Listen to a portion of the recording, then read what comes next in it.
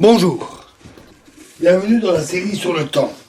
Alors la physique statistique, c'est la théorie qui fait le lien entre la description microscopique et macroscopique. Ou plus exactement, elle permet de décrire les propriétés d'un système de grande taille composé d'un très très grand nombre de particules à partir des propriétés microscopiques, des lois physiques fondamentales et d'outils issus de la théorie des probabilités. Considérons un système qui est constitué d'un nombre grand N de particules, un nombre extrêmement grand. Par exemple, un gaz composé de grand N molécules ou un cristal composé de grand N atomes. On peut avoir deux descriptions possibles pour ce système. On peut avoir une description microscopique où on donne pour chaque particule l'état particulier dans lequel elle se trouve. Par exemple, on pourrait donner sa position, x, y, z, dans un système de coordonnées quelconque, sa vitesse, vx, vy, vz, la vitesse en fonction de trois directions, pour chaque molécule d'un gaz. Dans ce cas-là, il faut 6 fois grand N variables pour décrire la structure microscopique, ce qui est un nombre considérable. La description macroscopique, elle, n'entre pas dans les détails et elle considère juste les moyennes, sous la forme de la température, la pression, le volume, la densité, l'énergie totale, etc. Évidemment, là, ça fait tout de suite beaucoup moins de variables. Les états des particules permettent de trouver les contributions qu'elles donnent aux grandeurs macroscopiques. Prenons par exemple une particule qui a une certaine masse et une certaine vitesse. Elle va aller heurter une paroi d'un récipient et sous le choc, elle va communiquer une certaine force à cette paroi. En prenant l'état de toutes les particules et tous les chocs qu'elles produisent, on peut faire une moyenne des chocs qui sont produits et ainsi calculer une grandeur macroscopique qui est la force totale qui est exercée par toutes ces particules qui heurtent la paroi par unité de surface et cela donne la pression. Pour un état macroscopique J donné, qu'on appelle J ici, il peut correspondre beaucoup d'états microscopiques possibles. Si on a placé toutes les particules comme ça, on peut les échanger, ça revient au même. Et même, dans certains cas, avoir des structures différentes, mais qui donnent les mêmes moyennes. Et le nombre possible d'états microscopiques se note WJ, pour l'état macroscopique J, et c'est un nombre extrêmement grand. On suppose que chacune des possibilités microscopiques est équiprobable. Ce point pourrait être discuté, et on en reparlera bientôt. WJ est appelé la probabilité thermodynamique. Le principe que les états microscopiques sont équiprobables est le principe fondamental de la physique statistique. Si on effectue par exemple une comparaison entre ce lien macroscopique d'un côté et les lois issues de la thermodynamique de l'autre, on en déduit par exemple que l'entropie S est donnée par K fois ln de WJ.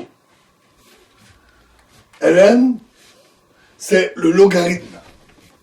Donc par exemple, le logarithme de 10, ça vaut 2,3, le logarithme de 1000, ça vaut 6,9, le logarithme de 1 million, c'est 13,8, le logarithme de 1 milliard, c'est 20,7. Donc le logarithme croît beaucoup moins vite que le nombre auquel on l'applique. Et K est une constante universelle appelée constante de Boltzmann. Alors, pour bien comprendre la relation entre la physique statistique et l'irréversibilité, voyons un modèle simple, tout à fait idéalisé, mais qui nous permettra de comprendre. On prend une enceinte, une boîte fermée, dans laquelle il y a, disons, pour l'exemple, 6 atomes, ou 6 molécules. Et on va séparer notre boîte en deux. Alors il n'y a pas de paroi, cette séparation est purement artificielle. On a la partie gauche et la partie droite. Les particules qui se déplacent dans la boîte se déplacent au hasard, elles se heurtent les parois, se retrouvent dans toutes sortes de situations, et elles se répartissent aléatoirement dans les deux parties de la boîte. Alors, pour simplifier la description, juste pour illustrer, disons que l'état microscopique, c'est dire pour chaque molécule si elle est à gauche ou à droite. Par exemple, la particule 1 est à gauche, la 2 est à droite, la 3 est à gauche, la 4 est à gauche, la 5 et la 6 à droite, par exemple. Et la description, et on considère que qu'elle soit à gauche ou à droite, c'est avec la même probabilité. La représentation macroscopique consiste à dire il y a autant de molécules, un certain nombre de molécules à gauche, un certain nombre à droite.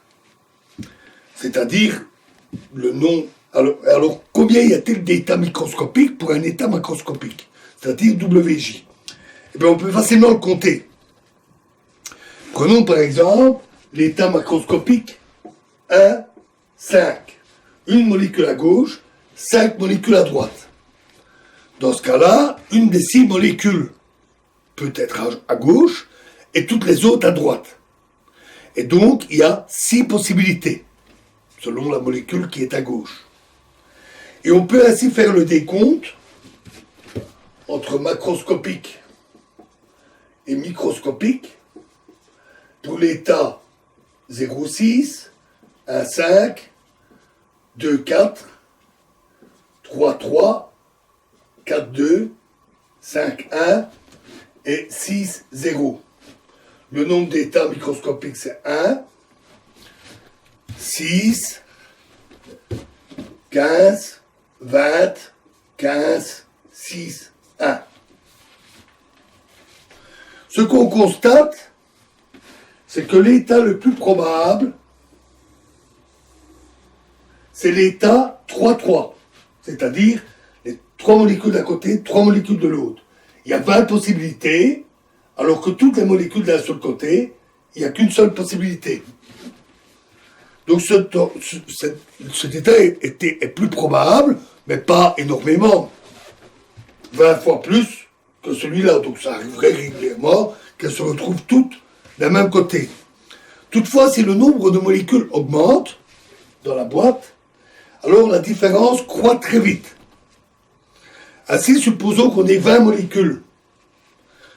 Alors, avoir 0 particules d'un côté et les 20 particules de l'autre, il n'y a toujours qu'une seule possibilité. Par contre, en avoir 10 et 10, il y a 30 possibilités. Supposons qu'on ait 100 particules, à ce moment-là, avoir 50-50, c'est environ 1 million de milliards de possibilités. Ça augmente très vite.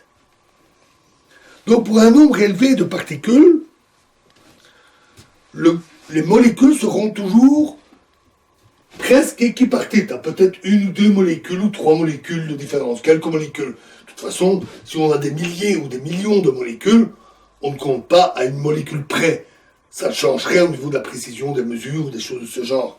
Donc, c'est toujours bien, c'est équiparti est le plus probable et de loin. La probabilité d'avoir cette équipartition dans les 2 compartiments tend vite vers 100% quand le nombre de particules augmente. Et ça approche de 100% très très vite. À quelques milliers de molécules, pour quelques milliers, on est déjà très très proche de 100%. Très difficile d'avoir le moindre écart. Considérons 1 litre d'hydrogène, ou 1 litre d'air, ou 1 litre de gaz normal. 1 litre à pression atmosphérique, température ambiante. Eh bien, le nombre de molécules dedans, dans ce litre, le nombre de molécules d'hydrogène ou de molécules d'air, est de 27 000 milliards de milliards. C'est un nombre colossal. Vous imaginez, si déjà, avec quelques milliers d'atomes, il y a presque 100% de probabilité d'avoir une équipartition dans les deux compartiments, avec des milliers de milliards, autant dire que c'est 100% moins 0,0000, une probabilité infime d'avoir un écart. Et donc, pour un gaz macroscopique à notre échelle, on peut dire qu'il n'y a aucune chance d'observer un écart à l'équipartition. On observera toujours une équipartition du gaz dans les deux compartiments. Voilà quelque chose d'absolument capital qui découle simplement des lois de la des probabilités et du fait que pour des objets macroscopiques, les objets macroscopiques sont composés de milliards d'atomes. Tout découle de là. Et dans la prochaine vidéo, cela nous permettra de faire une interprétation statistique de l'irréversibilité. Je vous remercie.